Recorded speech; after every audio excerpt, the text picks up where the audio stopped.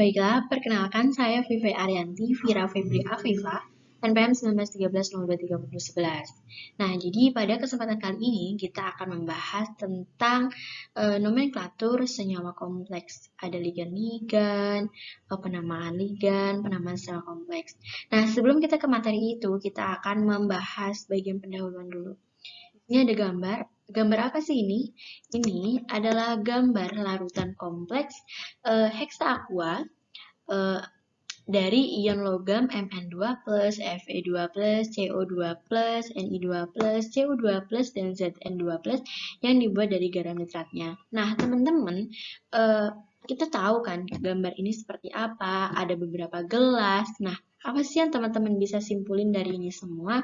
Jadi, berdasarkan gambar ini, kita dapat menyimpulkan yaitu larutan kompleks heksa aqua dari ion logam Mn2+, Fe2+, dan seterusnya yang dibuat dari garam nitratnya itu memiliki perbedaan warna. Nah, perbedaan warna ini dipengaruhi oleh atom pusat yang berbeda-beda. Atom pusatnya yang mana? Atom pusatnya itu adalah ion logam seperti Mn2+, Fe2+. Bagaimana sudah tergambar?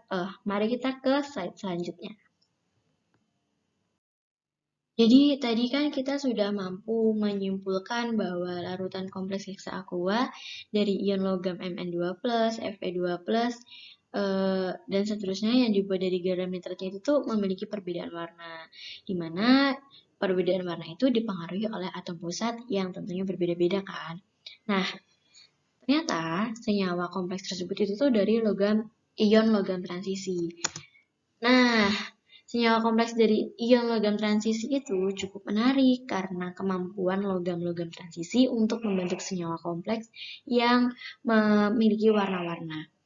Senyawa kompleks dapat berwarna karena senyawa tersebut menyerap energi pada daerah sinar tampak. Penyerapan energi tersebut digunakan untuk melakukan promosi atau transisi elektronik pada atom pusat.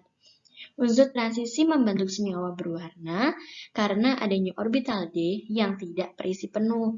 Ingat ya, ketika logam transisi adalah ion logam yang orbital D-nya tidak terisi penuh. Kemudian, ion pusat dari suatu ion kompleks yang mempunyai subkulit D yang tidak terisi penuh dapat menyerap radiasi dari spektrum sinar tampak dan akhirnya mengakibatkan senyawa kompleks tersebut akan memiliki warna atau senyawa kompleks tersebut menjadi berwarna. Selanjutnya kita ke penjabaran larutan kompleks heksa aqua dari ion logam Mn2+, Fe2+, CO2+, Ni2+, Cu2+, dan Zn2+, yang dibuat dari garam-garam nitratnya. Yang pertama itu atom pusat Mn2+, dengan ligan H2O membentuk senyawa kompleks MnH2O 6 kali dengan muatan 12. Nah, di sini muatan ion logam pusatnya itu ada positif 2, menghasilkan warna merah muda. Selanjutnya atom pusat Fe2 dengan ligan H2O itu membentuk senyawa kompleks FeH2O 6 kali dengan muatan 2+. Nah, di sini menghasilkan warna hijau muda. Lalu atom pusat Cu2+ dengan ligan H2O itu akan menghasilkan senyawa kompleks COH2O 6 kali 2+, dan akan menghasilkan warna merah coklatan. Lalu atom pusat Ni2+ dengan ligan H2O itu tuh akan membentuk senyawa kompleks Ni2O 6 kali 12 dengan muatan ion logam pusat plus 2 menghasilkan warna hijau. Kalau atom pusatnya Cu2+, maka hasilnya warna biru. Dan atom pusat Zn2+ dengan ligan H2O itu akan membuat larutan yang tidak berwarna. Baiklah, selanjutnya saya akan membahas tentang jenis-jenis ligan. Nah, jenis ligan itu bisa dibedakan jadi dua, yaitu berdasarkan muatannya dan juga berdasarkan banyaknya atom donor. Berdasarkan muatannya, ligan dibagi jadi dua lagi, yaitu ligan netral dan ligan positif dan ligan negatif. Nah, ligan netral itu biasanya jenis ligan yang berupa ligan organik. Contoh ligan netral itu adalah N atau etilen di amina, piridina, H2O atau aqua, MeCO, NH2, MeCN, dan MeNH2. Sedangkan ligan negatif atau anionik termasuk ligan organik dan anorganik, jadi tidak berupa ligan organik saja, tapi bisa juga berupa ligan anorganik. Nah, ligan ini dapat berupa sisa asam atau bukan.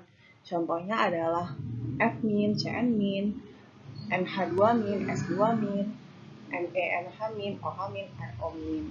Nah, untuk penamaan ligan tersebut akan dibahas pada pembahasan selanjutnya. Jenis ligan yang selanjutnya adalah ligan berdasarkan banyaknya atom donor.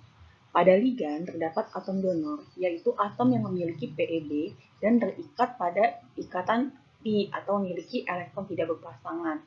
Melalui atom-atom donor tersebut, ligan terkoordinasikan ke logam pusat membentuk senyawa kompleks. Nah, berdasarkan banyaknya atom donor, ligan dibedakan menjadi 4. Yang pertama adalah ligan monodentat. Jadi, dentat itu adalah nama lain dari atom donor. Jadi artinya monodentat adalah ligan yang memiliki satu atom donor. Misalnya NH3, CO, serta piridin dan turunannya. Dalam membentuk 2 atau 3 ikatan koordinasi, ligan monodentat biasanya juga berperan sebagai ligan jembatan. Contohnya perhatikan pada gambar. Nah, di sini ligan memiliki satu atom donor, yaitu N ini memiliki satu, sehingga disebut dengan ligan monodentat. Yang kedua adalah ligan bidentat. Bi artinya 2, sedangkan dentat artinya banyaknya atom donor. Jadi, ligan bidentat memiliki 2 atom donor. Ligan bidentat terkoordinasi ke logam pusat dengan cara menyapit, sehingga menghasilkan struktur cincin yang disebut dengan cincin kelat. Jadi kelat itu artinya dia itu menyapit seperti kepiting nantinya. Kita perhatikan gambar ini, dia menyapit seperti kepiting, sehingga disebut dengan cincin kelat. Contoh ligan bidentat adalah diamina etena atau etilendiamina atau N nanti disingkatnya, dan ion oksalat. Jenis ligan yang ketiga adalah ligan tridentat. Tri artinya 3, sedangkan dentat artinya atom donor. Jadi ligan tridentat memiliki 3 buah atom donor. Seperti halnya ligan bidentat, ligan tridentat juga terkoordinasi ke logam pusat dengan cara menyapit. Contohnya adalah terpiridin. Perhatikan pada gambar.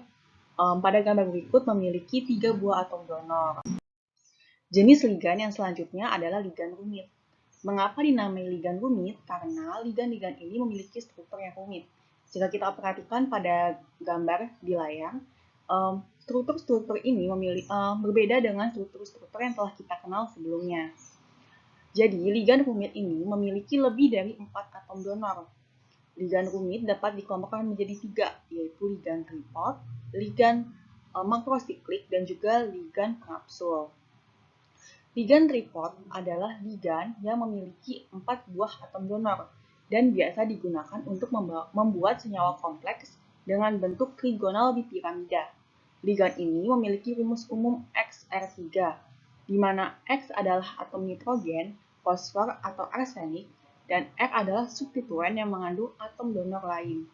Contoh ligan tripod adalah nitrilo triasetat, seperti pada gambar di bawah ini.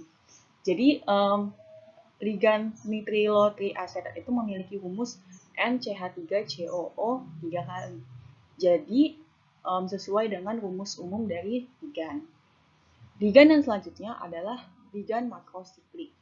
Ligan makrosiklik memiliki atom dalam ligan makrosiklik berjumlah 14 atom lebih, dengan atom donor minimal 4 buah. Contohnya adalah porfirin. Porfirin ini adalah jenis ligan yang terkandung pada klorofil. Jenis ligan rumit yang selanjutnya adalah ligan pengapsul. Ligan pengapsul adalah ligan sintetis yang mengikat dengan kuat logam pusat menyerupai kapsul atau sep. Nah, contohnya itu adalah ligan sep seperti ini. Selanjutnya yaitu penamaan ligan dalam senyawa kompleks. Yang pertama, ligan netral dan positif. Nah, ligan netral dan positif atau kationik ini termasuk ke dalam ligan organik yang dinamai tanpa ada perubahan meskipun berakhiran ida, it, ataupun at. Tapi tetap ada pengecualian di mana akhirannya bukan ida, it, ataupun at. Contohnya, nah ini nama spesiesnya itu kan asetamida, nama ligannya asetamida. Terus ini nama spesiesnya etilen diamina, nama ligannya etilen diamina. Seperti itu teman-teman. Dan untuk pengecualiannya seperti ini. Ini H2O itu air, tapi nama ligannya itu bukan airida atau airit gitu, tapi dia nama ligannya aqua. Kemudian NH3 itu amonia, nama ligannya itu amina atau juga azana. H2S itu hidrogen sulfida, nama ligannya itu sulfat. Dan contoh selanjutnya. Nah, selanjutnya yaitu ligan negatif atau anionik. Ligan ini dapat berupa organik ataupun juga anorganik. Bisa berupa sisa asam ataupun bukan. Ligan negatif ini dinamai dengan perubahan akhiran menjadi O. Jika akhir nama ligan adalah ida, maka huruf A diganti dengan huruf O sehingga menjadi ido. Namun tetap ada beberapa pengecualian. Contohnya seperti ini. Nah, ini H, ini hibrida, F itu fluorida, Cl klorida, Na2 amida, S2 itu sulfida, berubah menjadi hidrido, fluorido atau fluoro, klorido atau kloro, dan seterusnya. Kemudian pengecualiannya itu ada ini. Ini kan ada O dengan muatan 2 min. Itu oksida. Dia bukan jadi oksido, bukan. Tapi dia berubah menjadi okso. Hidroksida menjadi hidrokso. Hidrogen sulfida menjadi merkapto atau sulfanido. Sianida menjadi siano. Dan seterusnya. Sekarang jika akhiran nama ligan berupa it atau at, maka diberi tambahan huruf O, sehingga menjadi ito ataupun ato. Nah, contohnya itu ada NO2-. Itu tuh namanya kan nitrit, akhirannya it. Nah, itu ditambahin O, sehingga menjadi nitro atau N-nitro. Nah, kemudian dalam penulisan ligan-ligan organik dengan nama sistematis yang cukup panjang, itu dapat digunakan penyingkatan sesuai aturan IUPAC seperti ALA, aminopropanato, dapat disingkat menjadi alanito. Kemudian ada OX atau etanadionato, disingkat menjadi oksalato. Baiklah, pembahasan selanjutnya adalah penamaan senyawa kompleks. Cara menamakan suatu senyawa kompleks itu yang pertama, sebenarnya ini opsional. Jadi kalau misalnya untuk mempermudah bagi pemula, itu bisa menuliskan reaksi ionisasi dari senyawa kompleks tersebut terlebih dahulu. Sehingga nanti kita dapat menentukan ion bebas dan juga ion kompleks dari senyawa kompleks tersebut.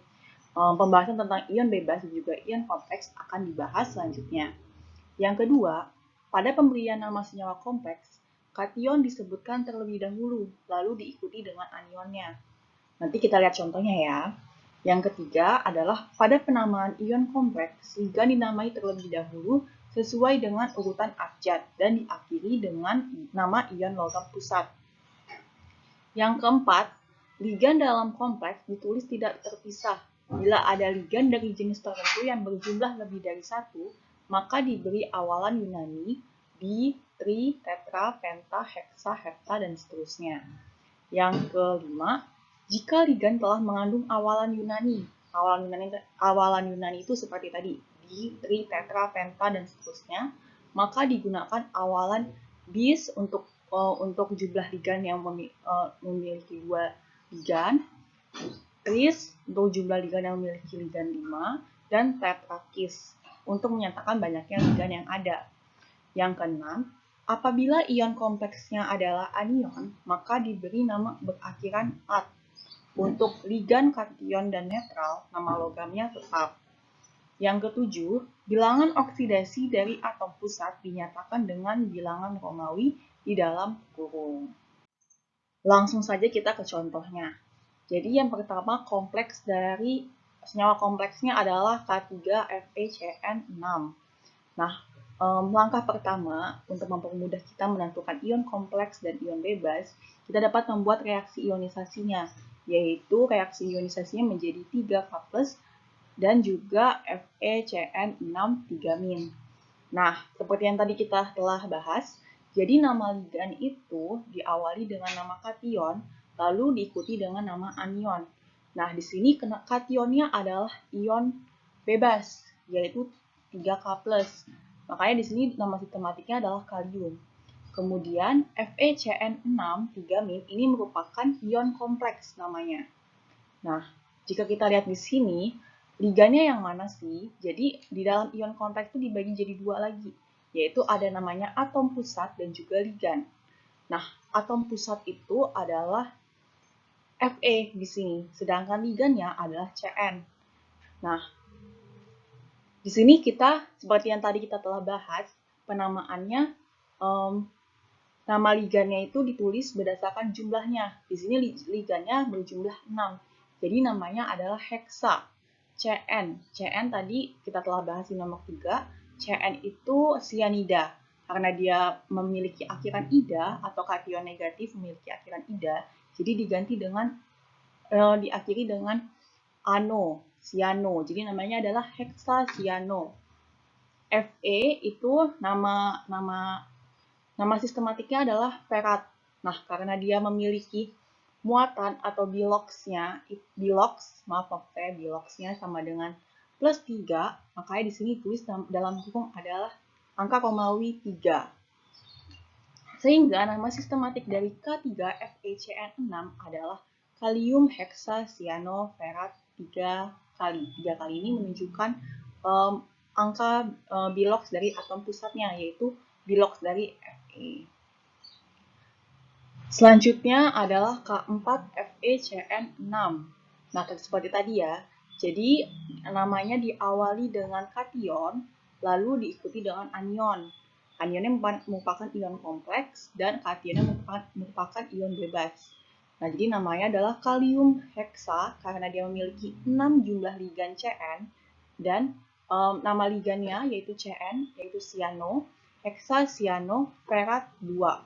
Kenapa 2? Karena di sini bilox Fe-nya atau bilox atom pusatnya sama dengan +2, bukan +3 seperti yang pada nomor pertama. Selanjutnya adalah CONH35, CO3Cl. Kita buat seperti tadi, reaksi ionisasinya adalah CONH35, CO3+, dan juga Cl-. Nah, kita lihat di sini ion kompleksnya bertindak sebagai kation, sedangkan atom pusatnya bertindak sebagai anion. Sehingga penamaannya tidak perlu diakhiri dengan -at, karena di sini ion kompleksnya bertindak sebagai kation. Nah, nama sistematiknya ini kita awali dengan jumlah ligannya. Nah, ligan disusun berdasarkan abjad. NH3 ini merupakan amina, sedangkan CO3 ini merupakan karbonatom. Di sini NH3 jumlah ligannya adalah 5, sedangkan CO3 1, berarti namanya menjadi pentaamina karbonato kobalt. Kobalt 3, karena 3 ini merupakan bilox dari CO3+, sehingga bilox dari atom pusatnya yaitu CO adalah +3. Lalu Cl- ini adalah klorida, jadi namanya sistematiknya adalah pentaamina karbonato kobalt 3 klorida. Tidak usah diakhiri dengan -at, karena di sini ion kompleksnya bertindak sebagai katoda. Begitu juga yang keempat. Keempat kita lihat di sini, langsung kita lihat saja di sini pada ion kompleksnya jumlah ligannya adalah H2O itu ada 4, jadi namanya adalah tetra aqua. H2O bukan air, tapi namanya adalah aqua, seperti penamaan ligan yang telah dibahas pada soal nomor 3. Cl2 ini juga ligan, sehingga namanya adalah tetra aqua dikloro. Cr ini merupakan atom pusatnya. Atom pusat Cr ini memiliki bilox +3, menjadi sehingga nama sistematik untuk ligannya itu adalah tetra aqua dikloro kromium 3. Lalu nama anionnya adalah klorida, sehingga nama sistematik untuk CrH2O4Cl2Cl adalah tetra aqua diklorokromium 3 klorida. Begitu juga yang kelima. Nah, N di sini adalah etilen diamina. Atau tadi jika kita masih ingat pada pembahasan nomor 2, etilen diamina ini merupakan jenis ligan bidentat. Nah, di sini ligannya adalah etilen diamina. Jadi, karena dia udah mempunyai 2 atom donor pada etilen diamina ini, maka dinamakan dengan tris. Jadi, sehingga penamaannya menjadi tris karena dia memiliki 3 jumlah etilen diaminanya. Tris etilen diamina, ini PT ini merupakan platinum. platinum 4 bromida. Seperti itu. Selanjutnya, perbedaan senyawa kompleks, ion kompleks, dan juga ion bebas. Jadi, senyawa kompleks dapat terdiri dari ion bebas dan ion kompleks ataupun ion kompleks saja. Kemudian, ion kompleks merupakan bagian dari senyawa kompleks yang terdiri atas atom pusat dan ligan. Sedangkan ion bebas merupakan bagian dari senyawa kompleks yang bertindak sebagai ion penyimbang. Nah, contohnya seperti ini. Na3FeCN6 merupakan senyawa kompleks yang terdiri dari ion kompleks sebagai anion dan ion bebas sebagai kation. Na+ itu merupakan ion bebas dan FeCN6 merupakan ion kompleks. Nah, ion kompleks sendiri terdiri dari atom pusat dan juga ligan. Di sini yang merupakan atom pusat adalah Fe dan yang merupakan ligan adalah Cn. Selanjutnya yaitu CONH36 kali Cl3. Nah, CONH36 kali Cl3 ini merupakan senyawa kompleks yang terdiri dari ion bebas sebagai anion dan ion kompleks sebagai kation. Di sini, CONH36 kali dengan muatan 13 merupakan ion kompleks dan 3Cl- merupakan ion bebas. Pada bagian ion kompleks yang merupakan atom pusat adalah CO dan yang merupakan ligan adalah NH3. Baiklah, pembahasan selanjutnya adalah tentang bilangan koordinasi dan bilangan oksidasi dari atom pusat. Seperti yang kita telah bahas sebelumnya, jadi ion kompleks itu memiliki ligan dan juga atom pusat. Nah, senyawa kompleks itu biasanya juga dikenal dengan senyawa koordinasi. Dan pasti, senyawa kompleks pasti memiliki bilangan koordinasi. Lalu, apa bedanya antara bilangan koordinasi dan bilangan oksidasi? Baiklah, kita bahas. Jadi, bilangan koordinasi adalah banyaknya atom donor atau banyaknya ligan yang terikat secara koordinasi dengan logam pusat dalam senyawa atau ion kompleks. Perlu diingat, tidak semua atom donor itu terikat pada atom pusatnya. Sedangkan bilangan oksidasi atom pusat adalah bilangan yang menyatakan afinitas suatu unsur atau daya tampung unsur itu dengan unsur lain pada atom pusatnya. Jadi berbeda ya antara bilangan koordinasi dan juga bilangan oksidasi. Contohnya langsung saja kita. Contohnya adalah pada senyawa kompleks dalam tabel tadi. K3FeCN6.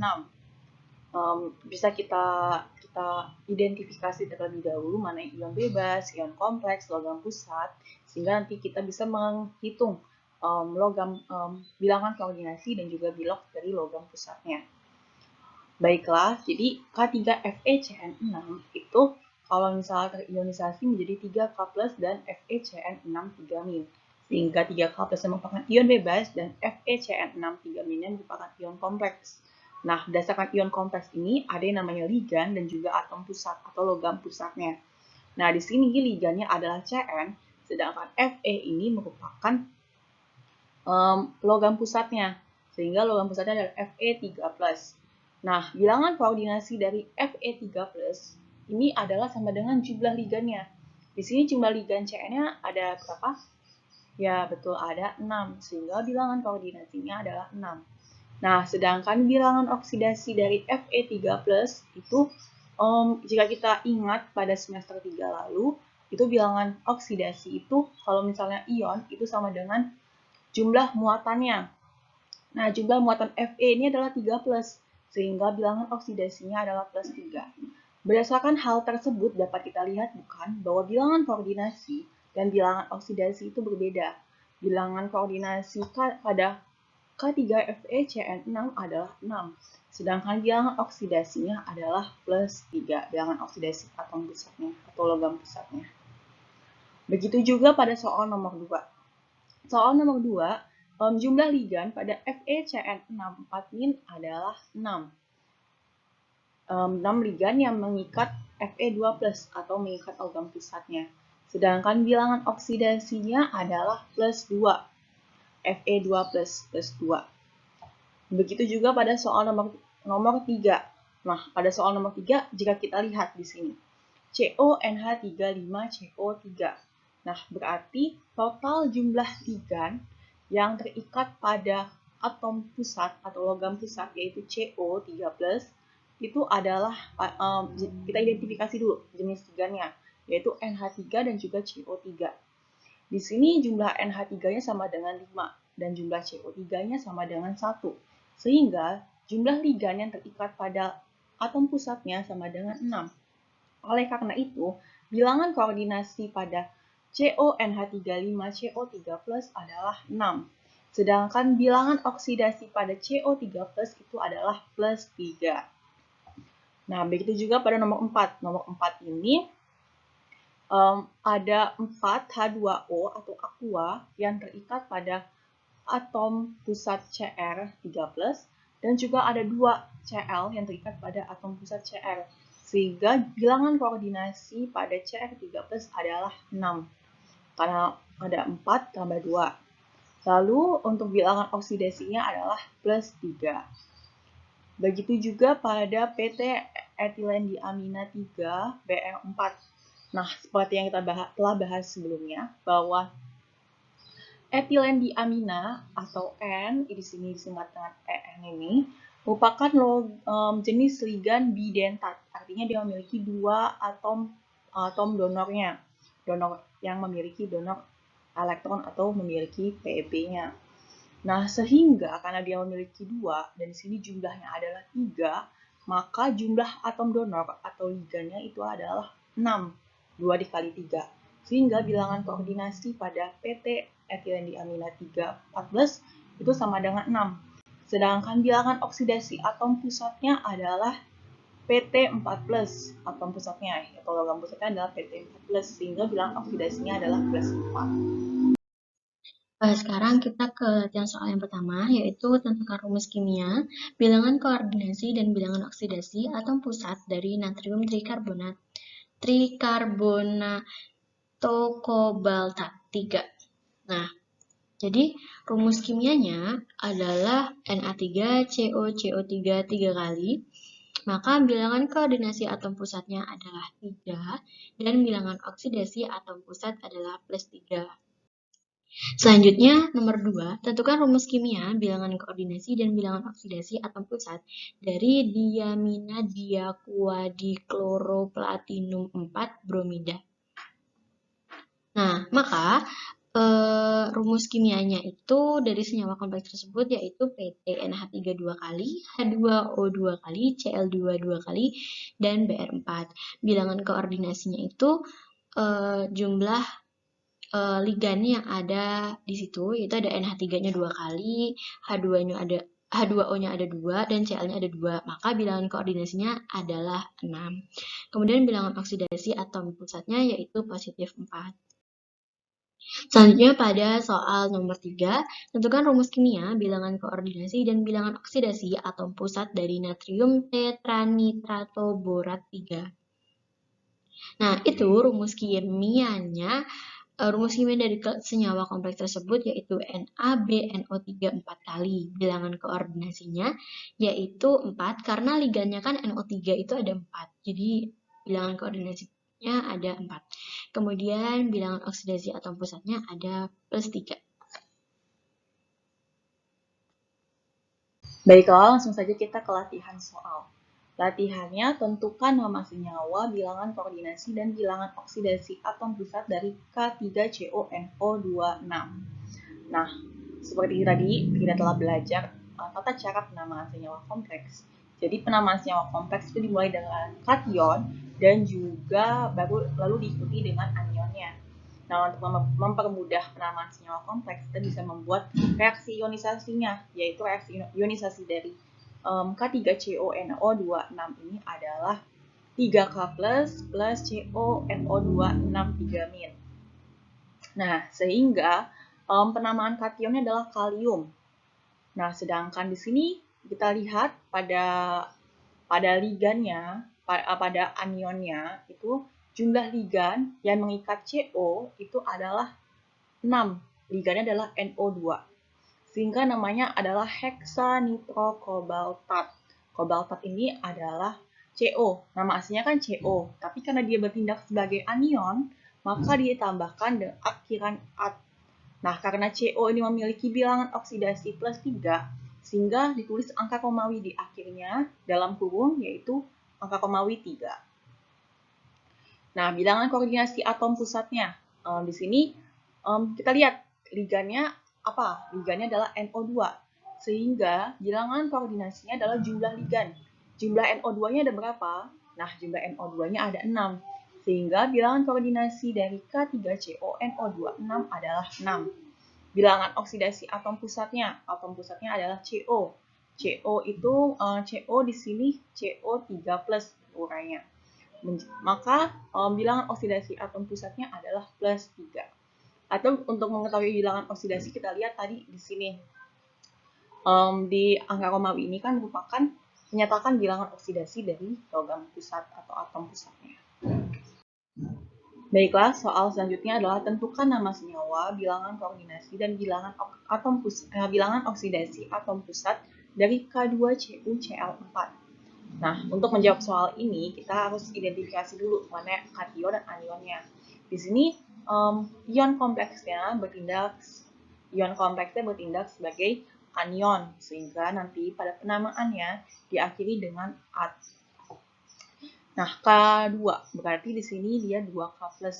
K itu merupakan kalium, sehingga nama kationnya adalah kalium. Lalu untuk nama ion kompleksnya adalah CuCl4 -.